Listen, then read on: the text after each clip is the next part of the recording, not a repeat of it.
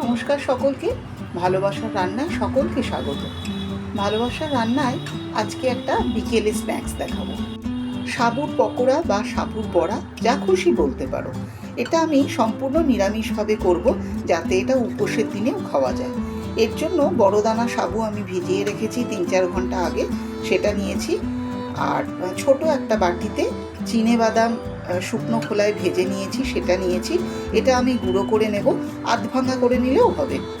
আর এখানে আলু সেদ্ধ নিয়েছি, একটা গোটা আলু সেদ্ধ নিয়েছি, কিন্তু সবটা আমার না লাগলে আমি সবটা দেব না। এই সাবুর পকোড়াটা তৈরি করতে খুব অল্প সময় লাগে, আর যে সমস্ত জিনিস লাগে সেগুলো মোটামুটি আমাদের রোজকার সংসারেই থাকে।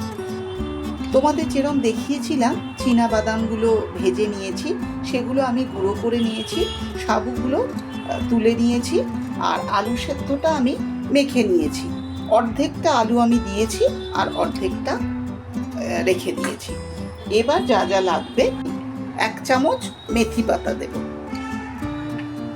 এছাড়া দেব গোলমরিচের গুঁড়ো, 1/2 চামচ আমি দিচ্ছি, তোমরা চামচে করে মেপে দিও। আর ঝালটা যে যার পছন্দ মতো দেবে, কেউ যদি বেশি খাও বেশি দেবে। এখানে ভাজা জিরের গুঁড়ো দিচ্ছি 1/2 চামচ, গরম মশলা দেব 1/4 চা চামচ, নুন দেব খুব সাবধানে, কারণ এটা কিন্তু খুব বেশি নুন ভালো লাগবে না, টেস্ট করে আবার পরে দরকার হলে দিতে পারবো। আর চিনিও দেব 1/4 চামচ।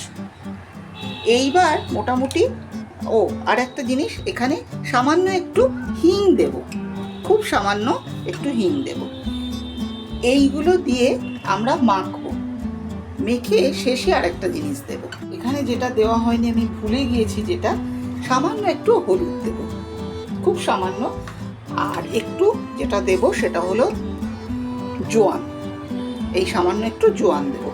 এছাড়া যেটা দেব বলেছিলাম পরে, সেটা হলো লেবুর রস, কয়েক ফোঁটা আমি এখানে লেবুর রস দিয়ে দেবো। এটা যে যার টেস্ট মতো দেবে, কিন্তু দেবে। অথবা যদি তোমাদের কাছে আমচুর পাউডার থাকে, আমচুর পাউডার দিয়ে দেবে, তাহলে আর লেবু দিতে হবে না। এবার এই সবগুলো নিয়ে মেখে নিয়ে আমি ভাজবো। আমি এই বড়াগুলো তৈরি করে নিয়েছি, এবার এগুলোকে ভাজবো। একটা প্যান বসিয়েছি, তাতে তেল দিয়েছি, আঁচটা মিডিয়াম করে নিয়ে ভাজবো। আঁচটা মিডিয়াম করেছি, গরম হয়ে গেছে তেল। খুব বেশি উত্তপ্ত গরমে দেব না, আবার একদম ঠান্ডাতেও দেব না। এবার আস্তে আস্তে এইভাবে আমি এগুলোকে সব দিয়ে দেবো।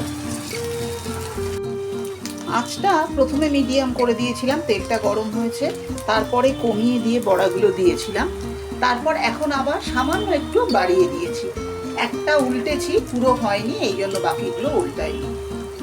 খুব সামান্যই বাড়িয়েছি, সিমে না রেখে তার থেকে সামান্য বাড়িয়েছি আঁচটা। বড়াগুলো আমি উল্টে দিয়েছি। এবার সিমের থেকে বাড়ানো ওই যে আঁচটা রেখেছি, ওরকম আঁচেই এটা ভাজা হবে। খুব বেশি বাড়িয়ে দিলে এটা পুড়ে যাবে।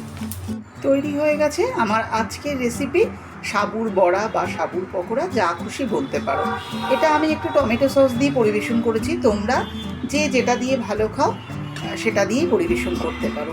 তবে এখানে একটা কথা বলে রাখি, যদি কেউ কাঁচা লঙ্কা ধনেপাতার ব্যবহার করতে চাও, তাহলে এই কসুরি মেথি আর গোলমরিচটা না দিলেও হবে তাদের। এটা অত্যন্ত সহজ একটা রেসিপি, খুব তাড়াতাড়ি হয়ে যায়। আর যে সমস্ত উপকরণ লাগে সেগুলো সবসময় মোটামুটি আমাদের হাতের কাছে থাকে, তাই তোমরাও তৈরি করে ফেলো, খুব চটপট হয়ে যাবে, ভীষণ সুস্বাদু। বিকেলের চায়ের সঙ্গে সত্যি একটা ভালো স্ন্যাক্স আইটেম, খুব বেশি তেল লাগে না এতে। এগুলো তোমরা মনে করলে অল্প মাখন বা তেল ব্রাশ করেও করতে পারো শ্যালো ফ্রাই। তোমরাও তৈরি করে খেয়ে আমাকে জানিও কেমন হয়েছে। ভালো লাগলে লাইক করো, কোনো সাজেশন থাকলে জানিও। আমার চ্যানেলটাকে সাবস্ক্রাইব করো। সকলে খুব ভালো থেকো, সাবধানে থেকো। নমস্কার।